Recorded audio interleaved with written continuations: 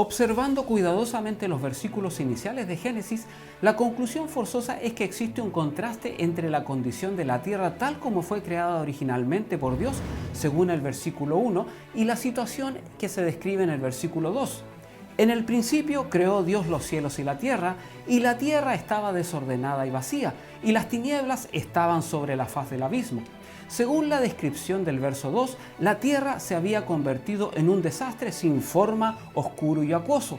¿Qué es lo que está velado tras estas palabras? ¿Qué misterios y revelaciones se desprenden de estos versos que no fueron expuestos de forma más nítida? No te alejes, que ya comenzamos. La gran aventura de las letras en el tiempo. El saber de letras. Gran parte de los teólogos señalan que la Biblia, a partir de este segundo versículo, no se describe la tierra como fue creada originalmente por Dios, de acuerdo al primer verso de Génesis. Por el contrario, es la descripción de ella en un estado en el cual se asumió como resultado de hechos que ocurrieron entre los versículos 1 y 2.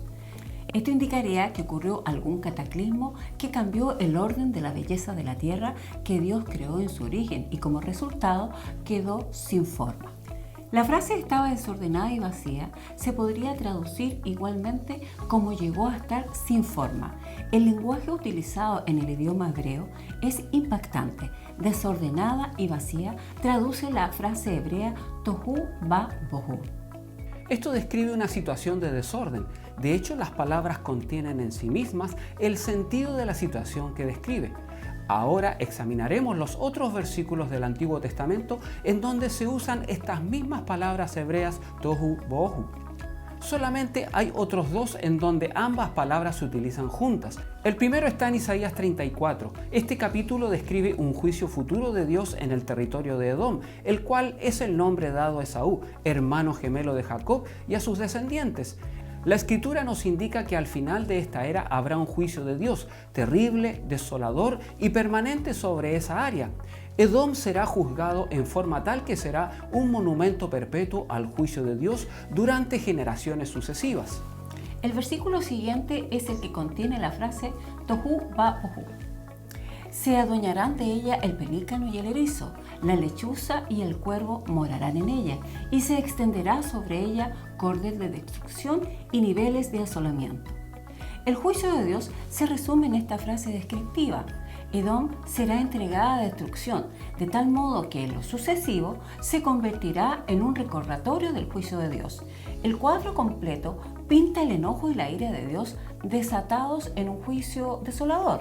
El otro versículo en donde se encuentran juntas estas dos palabras, tohu y bohu, es Jeremías capítulo 4, en donde otra vez esta asociación expresa juicio, y ese juicio que aquí se describe se refiere a Israel. Es un cuadro de rebelión y de maldad rebosante. Entonces se le da a Jeremías una visión del juicio venidero. Miré a la tierra y he aquí que estaba asolada y vacía, y a los cielos, y no había en ellos luz. En toda la Escritura solo hay 3 lugares en donde se encuentran juntas estas dos palabras, tohu bohu. Génesis 1:2, Isaías 34:11 y Jeremías 4:23. Los dos últimos versículos describen una escena de desolación causada por el juicio de Dios sobre la terrible maldad.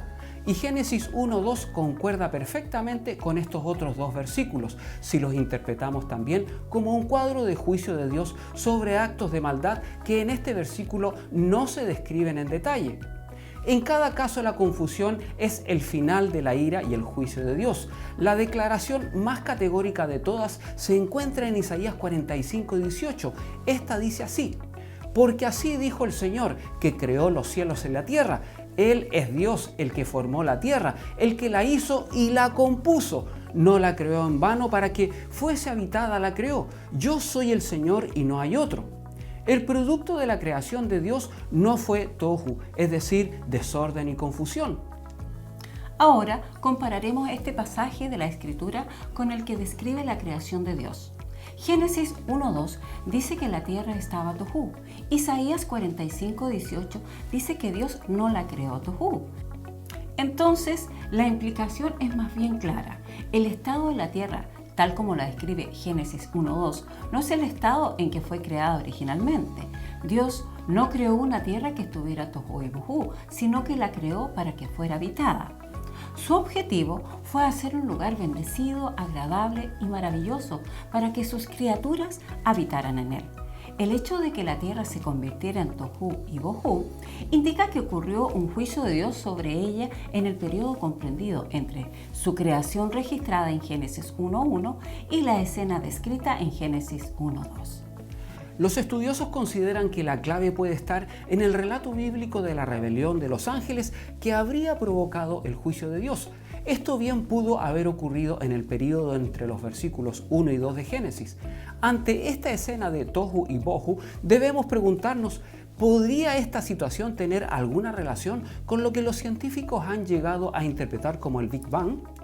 Si este fuera el caso, la visión aquí no sería entonces de un acto de creación, sino más bien de juicio.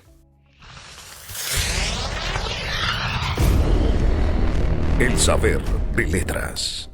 Llegando al final de nuestro espacio de hoy, es prácticamente imposible responder todas las interrogantes que surgen al respecto de la creación. De hecho, no hay un límite para ello. Pero no debiéramos permitir que las cosas que no comprendemos arrojen sombra sobre las verdades que Dios ha hecho suficientemente claras.